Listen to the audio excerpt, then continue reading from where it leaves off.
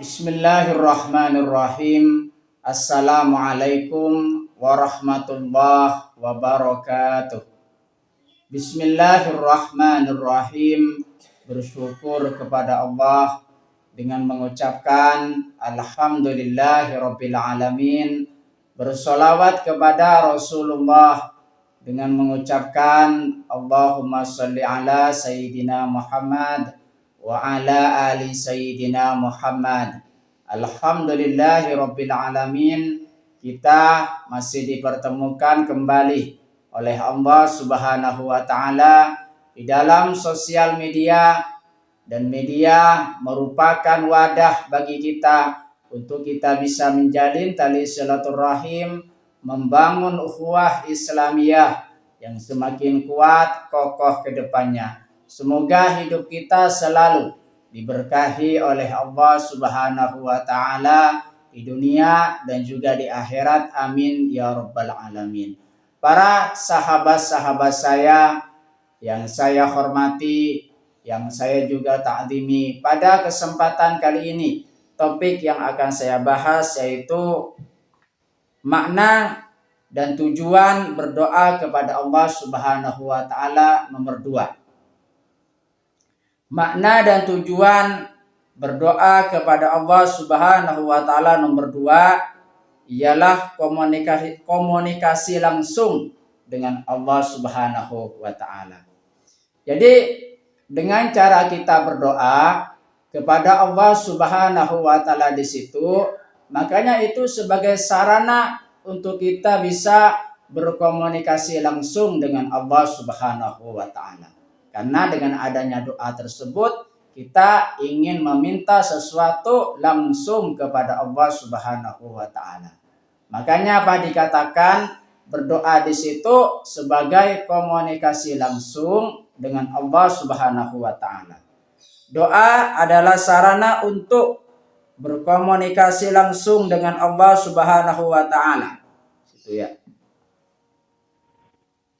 Menyampaikan keinginan. Jadi apa yang kita inginkan di situ kita langsung minta kepada Allah Subhanahu wa taala. Jangan terlebih dahulu mengedepankan kita meminta kepada manusia, tapi kedepankan kita meminta langsung kepada Allah Subhanahu wa taala terlebih dahulu. Habis itu kita berusaha atau disebut juga dengan ikhtiar. Habis ikhtiar kita berdoa sebagai bentuk kepasrahan kita kepada Allah Subhanahu wa taala. Makanya di situ dengan kita memiliki keinginan, kita langsung berkomunikasi langsung dengan Allah Subhanahu wa taala, meminta langsung kepada Allah Subhanahu wa taala atas apa yang kita inginkan itu. Menyampaikan harapan. Hidup di situ kita ada yang namanya harapan. Harapan dari rendah ingin menjadi tinggi di hadapan Allah Subhanahu wa taala. Dari rendah ingin menjadi tinggi di sisi Allah Subhanahu wa taala dan juga di sisi para rasulnya. Jadi di situ ada harapan. Makanya di situ harapan tidak mau tumpul, harapan tidak mau patah. Kita senantiasa berharap hanya kepada Allah Subhanahu wa taala. Yang selanjutnya kita berdoa, komunikasi langsung dengan Allah Subhanahu wa taala di situ. Kita ada yang namanya kekhawatiran di dalam menjalani kehidupan. Makanya di situ jikalau kita sudah ada kekhawatiran, kita langsung meminta kepada Allah Subhanahu wa taala untuk dihilangkan kekhawatiran kita.